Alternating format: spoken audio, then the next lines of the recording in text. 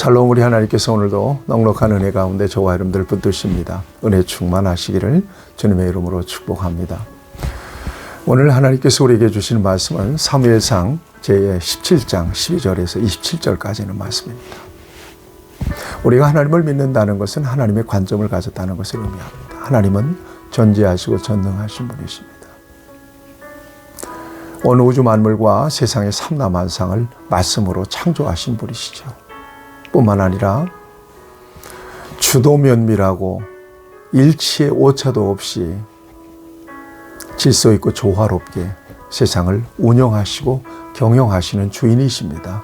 크신 분이십니다. 따라서 그 하나님의 관점으로 세상을 바라보는 것과 육신적인 관점으로 세상을 바라보는 것에는 굉장한 차이가 있습니다. 여러분, 어떤 경우에 세상에서 여러 가지 어려운 문제들을 겪잖아요. 그럴 때마다 인간적으로 두렵고 걱정스럽고 잠이 안 올 때가 많아요. 그러나 하나님 앞에 기도하면 문제를 바라보는 관점이 달라져요. 믿음의 눈으로 문제를 바라보면 문제가 그렇게 걱정스러운 게 아니에요. 하나님이 더 크지 문제가 큰 게 아니거든요. 이렇게 하나님은 우리의 마음과 생각과 관점을 믿음 안에서 바꾸어 주시고 그리고 세상을 대하고 문제를 대하게 하세요. 그래서 빌립보서 4장 6절을 보면 아무것도 염려하지 말고 모든 일에 기도와 간구로 너희 구할 것을 감사함으로 하나님께 아뢰라. 그리하면 모든 지각에 뛰어난 하나님의 평강이 그리스도 예수 안에서 너희 마음과 생각입니다. 마음과 생각을 지키신다. 문제를 바라보는 관점을 바꿔주심으로써 문제를 이기게 하신다는 거예요. 저와 여러분들에게 그런 은혜가 있기를 축복합니다. 하나님의 관점으로 바라보려고 노력하십시다. 그리고 걱정스러운 문제들이 있으면 하나님 앞에 기도하면 하나님은 커지고 문제는 작아져요. 신비하죠. 이게 승리예요. 여러분, 오늘 본문 말씀을 보세요. 지금 블레셋과의 전쟁 상황 아니겠어요? 다윗의 아버지 기스에게 8아들 가운데서 3아들이 징집돼서 전쟁터에 나갔습니다.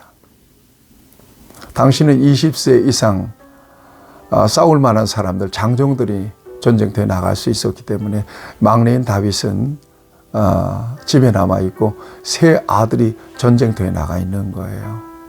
그리고 다윗의 아버지 기스는 유력한 사람이기 때문에 전쟁을 협력해야 될 의무가 있었고요. 그래서 군량미를 챙겨서 다윗에게 보냅니다. 그리고는 형들의 안부도 물어보도록 살피도록 다윗에게 그런 일들을 시킵니다. 여러분, 그래서 다윗이 지금 블레셋과 전쟁터에 나가는 거예요.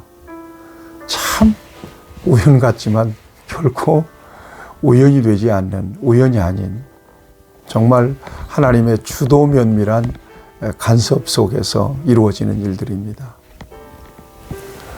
그래서 여러분, 군량미를 가지고 어떤 군량미입니까? 여러분 17절 이하에 보면 떡도 있고요, 볶음국수도 있고요, 에바도 있고요, 그 다음에 치즈도 있고요, 이런 것들입니다.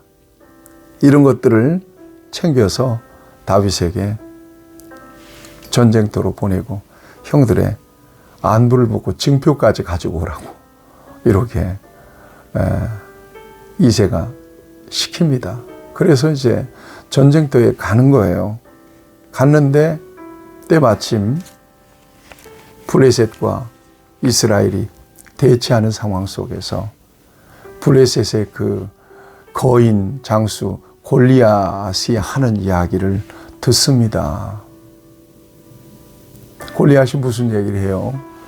그냥 만만하게 이스라엘 백성들을 보고 이스라엘 군대를 보고 너희 중에 대표 하나 나와라. 나와 겨루어서 1대1로 겨루어서 그가 이기면 우리가 너희를 섬기게 될 것이고 내가 이기면 너희들이 우리의 종이 될 것이다. 그리고는 이스라엘 군대를 모욕하고 욕하고 이 일을 무려 40일 동안이나 계속 하고 있는 거예요. 그 중에 지금 다윗이 전쟁터에 도착했을 때 또 이 상황이 벌어진 것입니다. 그리고 골리앗의 생생한 모욕하는 말을 다윗이 듣게 됩니다. 그리고 골리앗이 나왔을 때에 이스라엘 군대가 얼마나 쩔쩔매고 있는지 그 상황도 다윗이 보게 된 것이죠. 이스라엘 백성들이 어느 정도로 두려워했느냐. 24절 말씀을 보세요. 골리앗이 등장하면 이스라엘은 꼼짝 못하는 거예요. 공포를 느끼는 거예요.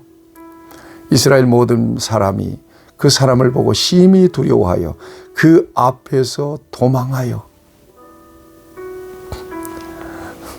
골리앗만 등장했다고 하면 오금이 저려가지고 두려워서 도망하는 사람들이 많이 생겼습니다. 자, 이런 중에 이스라엘 백성들 가운데 하는 이야기를 다윗이 듣습니다.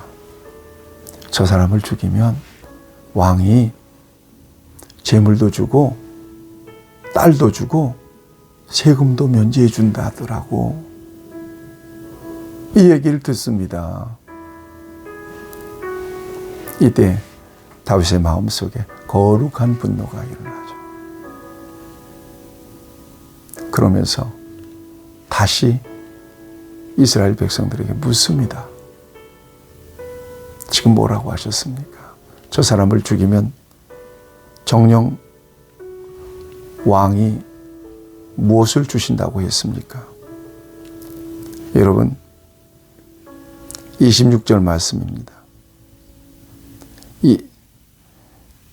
이 블레셋 사람을 죽여 이스라엘의 치욕을 제거하는 사람에게는 어떤 대우를 하겠나요? 이 할례받지 않은 블레셋 사람이 누구이기에 살아계신 하나님의 군대를 모욕하겠느냐. 왕이 그 사람을 죽인 사람에게 보상해주고 혜택을 줄 것이라고 하는 것, 다윗이 이것에 욕심이 있어서 물은 것이 아닙니다. 이미 다윗의 마음속에는 골리앗을 죽이겠다는 마음이 섰습니다. 그 다짐이 이 질문 속에 담겨 있습니다. 그리고 그의 하는 소리를 들어보세요. 이 할례받지 않은 블레셋 사람이 누구이기에 살아계신 하나님의 군대를 모욕하느냐. 이 말 속에 하나님에 대한 신뢰와 믿음이 배어 있잖아요. 그 믿음으로 골리앗을 바라본 것입니다. 다른 사람들은 인간적인 눈으로 골리앗을 바라봤고요. 다윗은 하나님의 눈으로 골리앗을 바라본 것입니다.